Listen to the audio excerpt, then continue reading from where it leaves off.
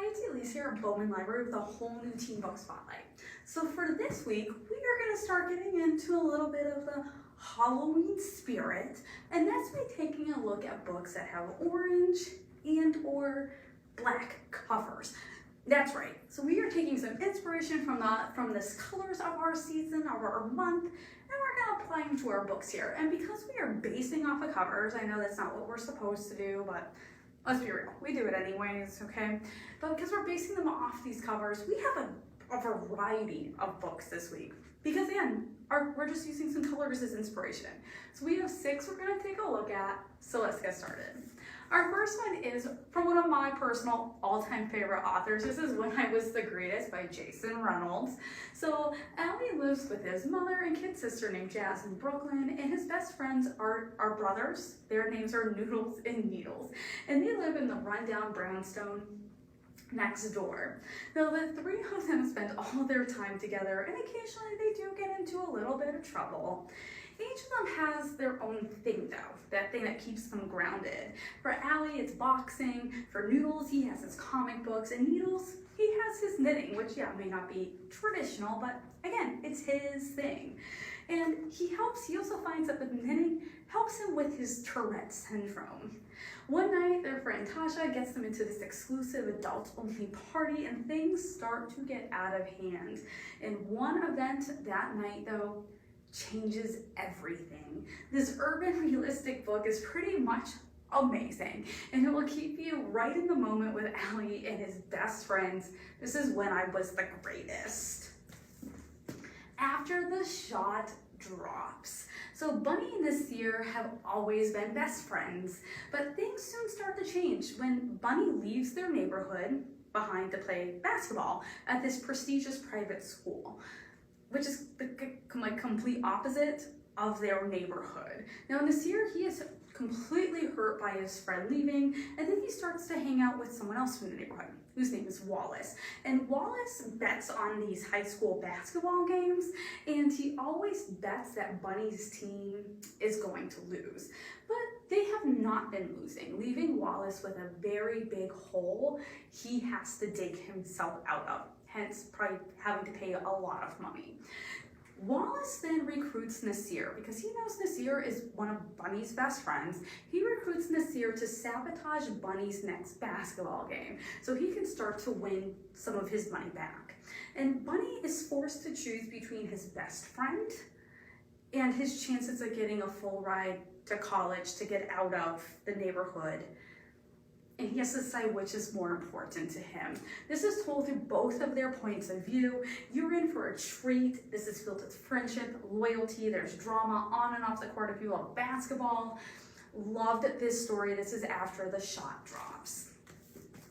Another basketball one, The Crossover by Kwame Alexander.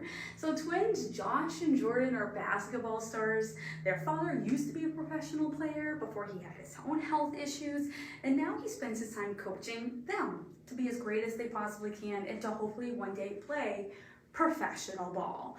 Things start to change though, especially as they start to get older. The twins that, they were inseparable growing up, they are now at a point where they slowly are starting to drift away from one another. Jordan starts to date a girl that Josh doesn't like. Josh begins to realize he may not be as good as his brother, and their father's health is starting to enter some pretty shaky territory. And Josh doesn't know how to deal with all of this. This is all new to him. This is told as a novel in verse. You'll feel all of the emotions Josh does, and you'll be left breathless at the end. There is a pretty shocking plot twist, so if you're into a book that has something you're not maybe necessarily expecting or you think's gonna happen, a gorgeous book. Again, a novel in verse. What that means, told through poetry standpoints.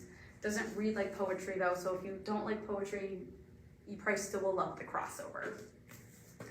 Darius the Great is not okay. So Darius Kellner is a Persian American who is clinically depressed. He's bullied, he's overweight, he's gay, and he's a sophomore in high school, and he's having a really, really hard time. His family travels to Iran, a place he knows nothing about, and he's afraid of going because he doesn't know what to expect there. He doesn't know if he's going to fit in. And the reason why they are going is because he's gonna go see his grandfather and meet him for the first time. But his grandfather is also dying, hence one of the main reasons for their trip. Once he is in Iran though, everyone welcomes him with open arms. They accept him for who he is, and he soon becomes friends with the boy next door named Sora. Now, this is through his time there, he starts to connect with the people, the places, and the culture. He even decides he wants to start being called by his Persian name of Darius. Well, the story does not sugarcoat problems, okay? It takes a very realistic look at stuff. It stays mostly on the positive side, but again, there's no sugarcoating. This is an amazing story of finding yourself, finding true friendship, connecting with family and others, your culture. Highly recommend it. There is a sequel to this one. You do need to read Darius the Great is Not Okay though. Before you read Darius the Great deserves better. An amazing story though, Darius the Great is not okay. Turtles all the way down. So Asa suffers from anxiety, obsessive compulsive disorder, and she's always living with this constant fear that she's going to be infected by this bacteria that's known as C. diff, and she's going to die. That's what she's constantly thinking about. Her best friend Daisy, though, knows that Asa can be easily distracted, and she decides she's going to help her best friend out. And she starts to encourage Asa to solve the mystery of their local billionaire, his disappearance, who also happens to be the father of their former friend, Davis.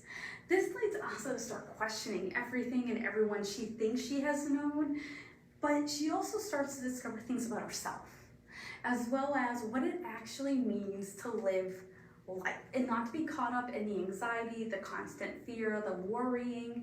She just wants to live life.